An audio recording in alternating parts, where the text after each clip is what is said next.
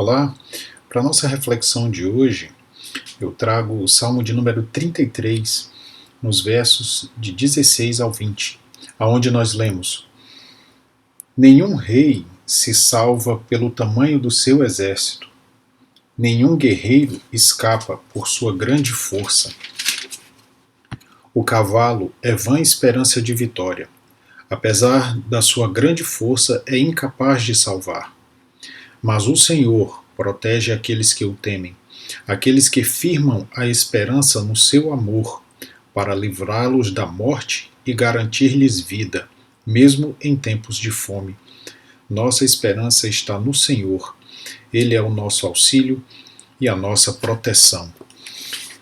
Aqui nós vemos o salmista fazendo uma comparação entre situações e pessoas que colocavam a sua confiança em outras pessoas ou em circunstâncias ou em habilidades. Ele inicia fazendo a comparação com o rei. Naquela época, os reis, os soberanos, eles tinham os seus exércitos e muito mais seguro estava aquele que tinha o exército mais poderoso, aquele que tinha o exército melhor equipado, aquele que tinha o exército mais preparado, mais treinado. Então, esse rei sentia-se ao mesmo tempo em que tinha melhores condições de atacar outros reinos, ele também tinha melhores condições de defender o seu próprio território, sua própria vida e o seu próprio povo. Mas o salmista diz que esse rei que confia no grande poder do seu exército, ele não encontra salvação nesse exército. E a história registra isso. Como vimos, a própria Bíblia traz registros sobre babilônios, sobre persas, sobre medos. Então, são exércitos, são povos que tinham exércitos muito bem treinados, exércitos muito numerosos, homens muito capacitados, muito aparelhados para a guerra, mas o que a história registra é que um vai sucedendo o outro, sempre existe um exército que é mais poderoso, que é melhor treinado, que é melhor equipado. Portanto, a salvação para o rei não estava no poder do seu exército, não estava na confiança que ele depositava naqueles homens, por melhor treinados que fossem. E ele segue, o salmista segue: nenhum guerreiro escapa por sua grande força. Ao pensar em guerreiros, quando nós consultamos o texto bíblico, o que me vem à memória são dois grandes nomes, apesar de outros, mas dois nomes se destacam para mim, que um é Golias e o outro Sansão. Nós temos um homem, um guerreiro experimentado, que fazia parte do exército filisteu, que era um exército poderoso na época comparado com o exército de Israel. Era um homem de uma postura física, de uma compleição física muito avantajada. A própria Bíblia relata a sua estatura, os seus armamentos eram próprios de um homem daquele tamanho, com aquela grande força. Mas esse homem, muito embora tivesse treinamento, esse homem, muito embora tivesse experiência de combate, muito embora fosse um homem afamado, muito bem afamado, que chegava a ponto de intimidar um exército inteiro, esse homem sucumbiu diante de um rapaz. A diferença que havia entre eles é que esse rapaz tinha Deus consigo. Esse rapaz tinha um coração entregue na mão do Senhor, que confiava em Deus. E aquele outro homem, Golias, não tinha Deus, zombava do povo de Deus, zombava da fé em Deus. E o resultado foi que aquele rapaz, com uma pedra, conseguiu derrubar aquele homem. Portanto, alguém que não tem o Senhor consigo, por melhor equipado que esteja, por melhor preparo que tenha, por melhor experiência que tenha, ele não vai suplantar aquela situação difícil que se opõe a ele, porque ele não tem fundamento para isso. Mas ao outro lado nós vemos um rapaz que tinha Deus consigo e que venceu. Por que tinha Deus consigo? Porque foi dirigido pelo Senhor. Mas nós temos também do outro lado, né, de Golias, diametralmente oposto a Golias, nós temos Sansão, um homem de uma força sobrenatural, um homem que foi dominado pelo Espírito do Senhor e que fez grandes feitos. Era um juiz de Israel naquela época, e era um homem que sozinho derrotou exércitos. Sozinho ele derrotou o exército, a Bíblia registra. Mas esse homem, a sua grande força não era dele. A sua grande força vinha do Senhor. E no dia em que Deus retirou dele o seu espírito, esse homem tornou-se como um qualquer. E aí a Bíblia registra o que aconteceu com ele. Foi preso, tornado escravo, foi cego, né, e terminou morrendo daquela forma. Né, ainda que posteriormente Deus o tenha, né, ungido novamente, mas a história dele seria diferente se ele tivesse permanecido nos caminhos de Deus. O salmista segue agora fazendo uma comparação com o cavalo. Ele diz: o cavalo é vã esperança de vitória, apesar de sua grande força é incapaz de salvar. Quando olhamos para essa alegoria, para essa comparação, nós percebemos que o cavalo, no campo de batalha, né, aquele guerreiro que está montado, aquele guerreiro que faz parte da cavalaria, ele tem uma vantagem enorme sobre qualquer outro que não esteja nas mesmas condições que ele, porque o cavalo ele é um animal que lhe dá uma estatura superior, porque ele está montado, ele tem velocidade, ele tem mobilidade maiores, né? A força de ataque é muito grande, porque o animal é grande e é forte, então em disparada também lhe dá uma vantagem muito grande, né? Mas o salmista diz: esse cavalo é uma vã esperança de vitória. Né? Então o guerreiro que está montado, né, ele não pode colocar a sua confiança no animal, ele não pode colocar a sua confiança neste animal. Por quê? Porque esse animal não vai dar a ele a segurança da vitória, vai lhe dar alguma vantagem, mas não lhe dá a garantia da vitória. Né? E ele segue dizendo: o Senhor protege aqueles que o temem. O Senhor protege aqueles que o temem.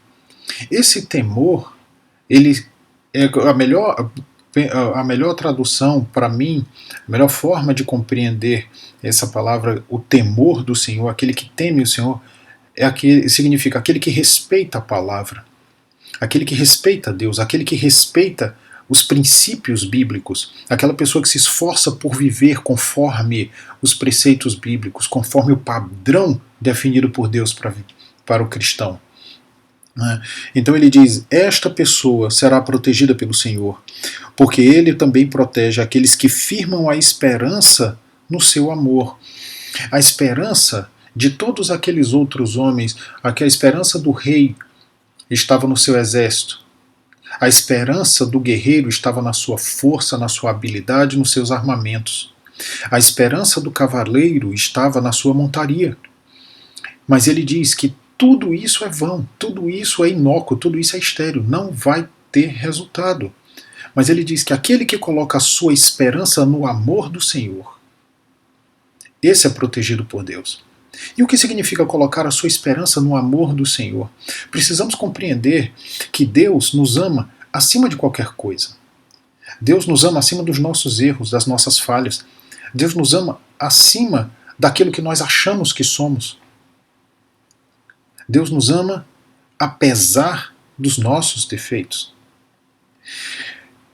E é importante nós assimilarmos essa ideia do que é o amor de Deus por nós, incomparável, imensurável. Nós simplesmente não compreendemos como, dotado de tantas falhas, o ser perfeito, o Criador de todas as coisas, nos ama ao ponto de entregar o seu Filho para morrer em nosso lugar, quando sequer éramos filhos de Deus. Então, quando nós colocamos a nossa confiança, a nossa esperança nesse amor, quando eu tenho a certeza de que os meus dias serão melhores porque Deus me ama, não porque eu tenha uma capacidade intelectual, eu tenho uma influência política, não porque eu tenha amigos que podem me amparar no dia de uma dificuldade, não porque eu tenha uma família, não porque eu tenha um emprego, não porque eu consiga falar várias línguas, eu tenha mestrado, doutorado, e não tenho. Mas ainda que tivesse, a minha confiança não poderia estar nisso. A minha confiança tem sempre que estar no Senhor, porque é Ele quem nos capacita, é Ele quem abre todas as portas diante de nós, é Ele quem torna planos os nossos caminhos, é Ele quem nos protege de todos os males. Percebo que nesses versículos anteriores, quando ele fala que o rei não vai ser salvo pela força do seu exército, ele diz que o guerreiro não vai encontrar salvação na sua força, na sua experiência. Ele diz que o cavalo não representa salvação para o cavaleiro. Significa dizer que essas pessoas que são representadas por essas três figuras, elas estão sofrendo ataque. Mas a proteção quem dá é Deus. Tanto que neste próximo versículo, no versículo 18, ele diz: mas o Senhor protege aqueles que o temem, aqueles que firmam a esperança no seu amor. E no 19 ele diz: para livrá-los da morte e garantir-lhes vida. Quem nos protege é Deus. Quem guarda a nossa casa é Deus. Quem guarda a nossa família é o Senhor. Quem guarda os nossos caminhos é o Senhor. Mas eu tenho, como você tem, como todos temos, livre-arbítrio. Nós é quem escolhemos andar ao lado do Senhor. Deus está de braços abertos, mas nós é quem devemos caminhar em direção a Ele. Nós é quem devemos nos aproximar de Deus, aprender com Ele, padronizar a nossa vida conforme os preceitos bíblicos. Nesse caminhar nós vamos tropeçar, é absolutamente natural, somos seres humanos e as falhas acontecem. Mas a partir do momento em que eu assimilo que o amor de Deus por mim é infinito e que porque Ele me ama, Ele quer me ver feliz, então os meus dias, a minha esperança está no amor de Deus. Eu tenho esperança de dias melhores porque eu sei que Deus me ama. Eu tenho esperança que os meus dias serão melhores, que essa dificuldade que eu vivo hoje, ela vai passar se eu permanecer na palavra, se eu permanecer em Deus. Essa dificuldade vai passar porque Deus quer me ver feliz, porque Deus não quer, eu sei que Deus não quer me ver em dificuldade. Afinal de contas está escrito, Deus colocou sobre nós dois caminhos, e Ele diz: se quiser e me ouvir, comereis o melhor desta terra. E Ele diz: coloco diante de vocês dois caminhos, escolhe, pois, a vida para que vivam. Isso é de quem quer o melhor para nós, isso é de quem quer nos ver felizes. Precisamos apenas abraçar isso, precisamos assimilar isso e viver de acordo com o que a Bíblia nos fala. E aí ele adianta e diz: para garantir-lhes vida, mesmo em tempos de fome, mesmo em tempos de dificuldade, mesmo em tempos de desemprego, mesmo em tempos de solidão, de abandono, mesmo em tempos de enfermidade, mesmo em tempos em que nós olhamos para a nossa vida e não percebemos fé, nós não percebemos disposição de buscar Deus, nós não percebemos uma disposição de ler a palavra, de meditar na Bíblia, de buscar conhecer a Deus, intimidade com Deus em oração. Mesmo nesses tempos em que nós estamos espiritualmente fracos, Deus nos protege. Deus nos dá proteção. A nossa proteção não está em absolutamente nada mais que não seja no Senhor. E assim o crente deve viver. Assim o crente deve ter, um valor que o crente deve ter em sua vida é esse. Que Deus é o Deus Todo-Poderoso e que guarda cada um de nós. Por isso, porque Deus me ama, porque eu sei que Ele me protege, porque eu sei que Ele me guarda, eu sei que essa dificuldade que eu vivo, ela vai passar. Eu sei que esse momento difícil em que está a minha vida, ele vai passar. Eu só preciso entregar o meu coração na mão do Senhor. Eu só preciso colocar a minha vida de acordo com o padrão bíblico para isso. Mas eu tenho que conhecer a Bíblia para saber qual é o padrão que Deus definiu para o cristão. E a partir do momento em que eu vou lendo a Bíblia, que o Espírito Santo vai me dando entendimento, eu vou moldando a minha vida a isso. E aí sim eu vou encontrar proteção, aí sim eu vou encontrar solução, aí sim eu vou encontrar alívio. E no versículo 20, o salmista diz: nossa esperança está no Senhor, Ele é o nosso auxílio e é a nossa proteção. No Salmo 27 está escrito que em vão trabalha e vigia a sentinela se Deus não guardar a cidade. E de fato é isso. Né? De que adianta todo o preparo que o ser humano tenha de estudo, de experiência, de relações sociais, de conexões políticas, conexões até mesmo no mundo eclesiástico, de que adianta isso se Deus não tiver com essa pessoa?